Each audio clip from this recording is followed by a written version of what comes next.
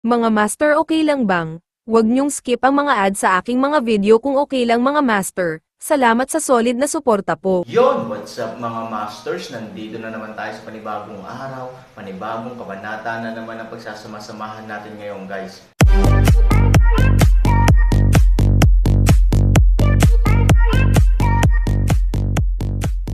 Bali mga masters, kung bago ka pa lang po sa aking YouTube channel, please click the subscribe button, lalong-lalo na po yung notification bell guys, para maging connected pa rin tayo sa isa't isa at maging updated kayo sa mga susunod ko pang video.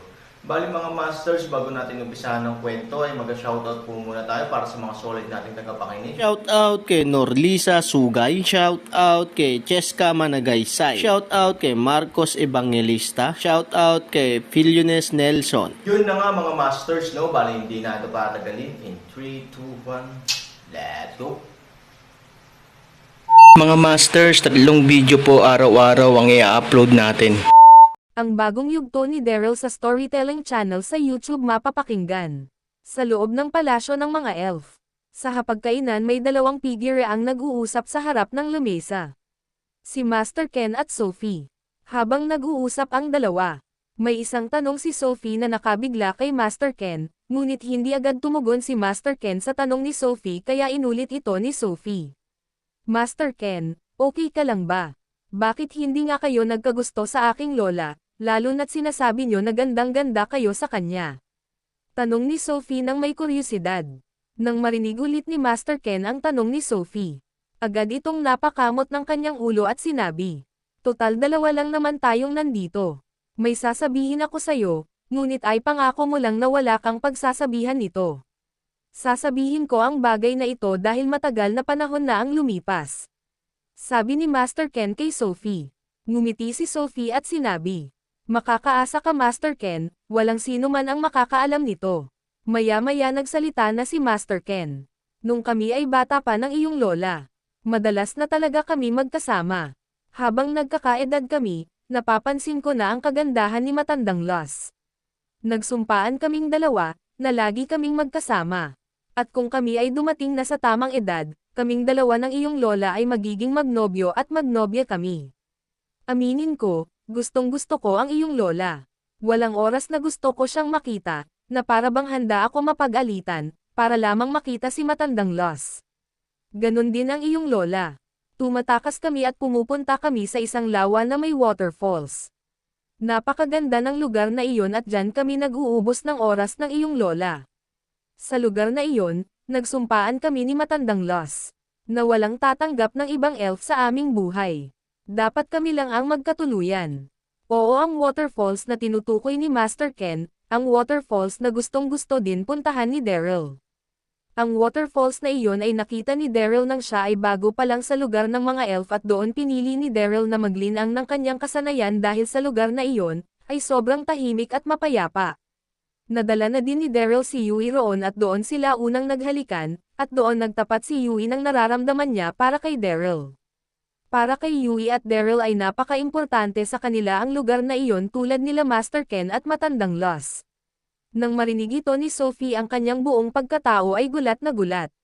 Totoo ba ang aking naririnig Master Ken, ikaw ang unang pag-ibig ni Lola? At ang lugar na tinutukoy mo na kayo ay nagsumpaan. Nasaan na iyon? Saan sa lugar ng mga elf matatagpuan ang waterfalls na iyon? Sabi ni Sophie naggulat na gulat. Ngumiti si Master Ken at sinabi, oo Sophie, totoo lahat ng aking sinabi. Minahal ko din naman ang iyong lola. Sa mga panahon yun, wala akong hangad na iba. Mapasaya lang ang iyong lola Los, at ang magandang lugar na gustong-gusto namin puntahan ng iyong lola noon ay malapit lang ito sa palasyo. May pagkakataon na makakapunta ka rin roon, sabi ni Master Ken kay Sophie. Pero bakit Master Ken, ano ang nangyari sa inyong dalawa ni Lola? At bakit hindi natuloy ang inyong pagmamahalan? Tanong ni Sophie nang may kuryosidad. Hindi umimik si Master Ken at ito ay nagsalita sa kanyang sarili. Dapat ko pa ba sabihin sa bata na ito ang ganon pangyayari?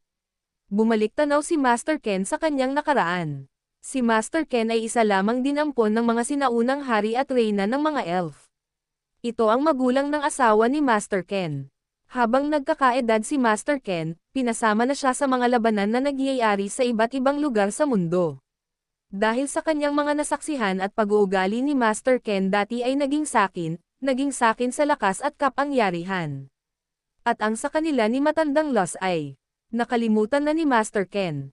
Sa mga panahon na iyon, nawalan ng oras na si Master Ken, nais lamang nito, sumama sa mga labanan at pumatay ng mga kaaway ng kanilang lahing elf. Dahil sa kahusayan ni Master Ken, sa pakikipaglaban, binagyan siya ng parangal ng hari at ng reyna ng mga elf. Naging pinakamataas na general si Master Ken ng kasundaluhan. Siya na ang humahawak sa buong hukbon sandatahan ng lahing elf. Sa daming nawing panalo ni Master Ken sa labanan, ito ay nakilala at ginalang sa buong elf.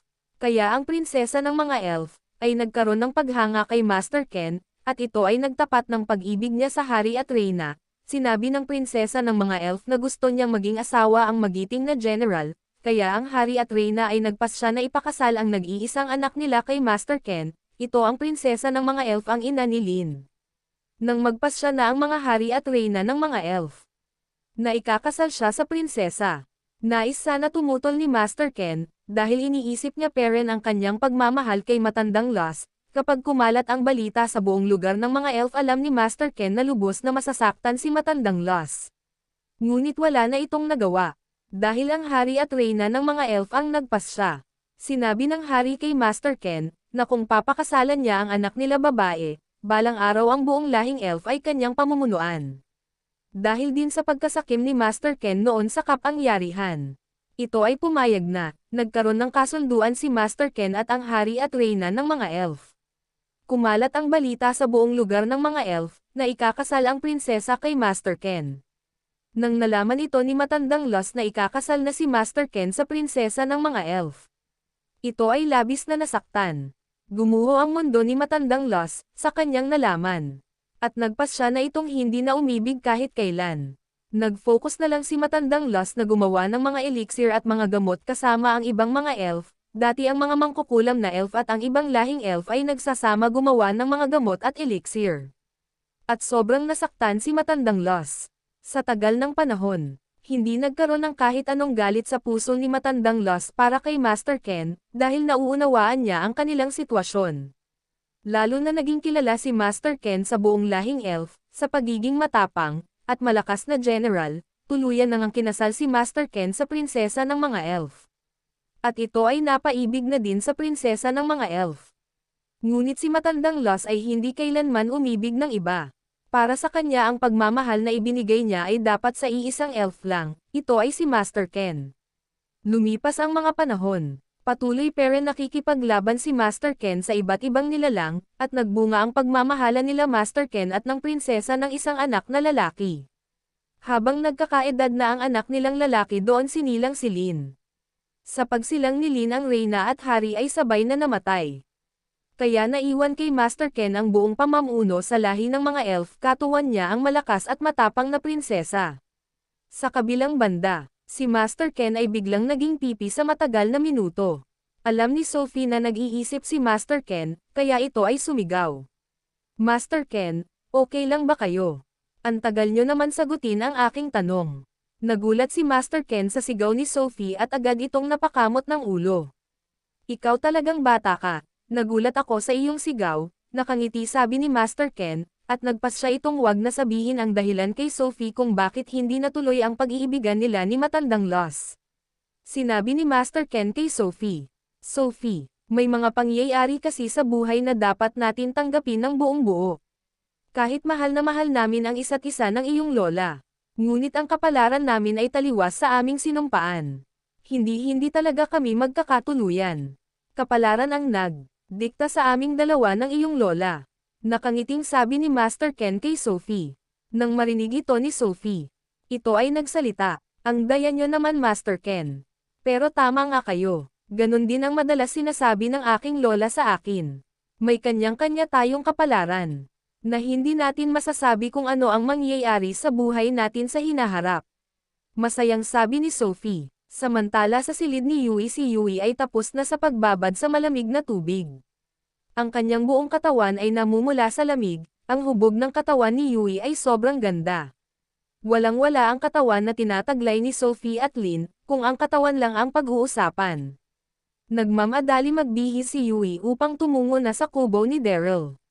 Nais niyang makausap si Daryl, nais nitong mainis at pag-alitan si Daryl dahil ito ay pumayag na yakapin siya ni Lin. Humanda ka sa akin, Ginoong Vin. Nangako ka sa akin na hinding-hindi mo hahayaan na may ibang babae na didikit sa iyo. Ngunit kagabi lang parang gustong-gusto mo ang pagkayakap ni Miss Lin. Kagabi hindi ko malabas ang galit ko sa iyo, dahil nandoon sila Master Ken at ang matandang Lost din ay naroon. Pero ngayon kailangan na kita kausapin. Bulong ni Yui sa kanyang sarili. Oo, kagabi lang hindi pinansin ni Yui si Daryl at ito ay iniwan niya sa pagdiriwang. Si Yui ay lumabas na ng kanyang silid at ito ay naglakad.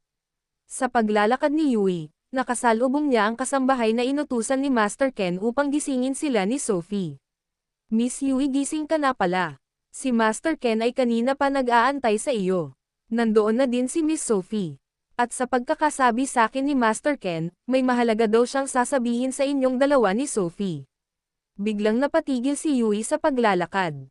Ano ang nais sabihin ni Master Ken sa amin na mahalaga bagay? Tanong ni Yui sa kasambahay.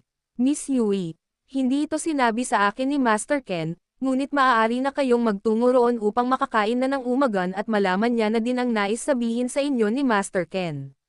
Medyo napakunot ang noo ni Yui. Oo, gustong-gusto na talaga nito pumunta sa kubo ni Daryl, ngunit ngayon lang nalaman niya sa kasambahay na may mahalagang sasabihin si Master Ken sa kanila. Kaya nagpasya si Yui na tumungo muna sa lugar ng hapagkainan. At nagmamadali itong lumakas. Nang makarating na si Yui sa hapagkainan, agad-agad itong nakita ni Sophie.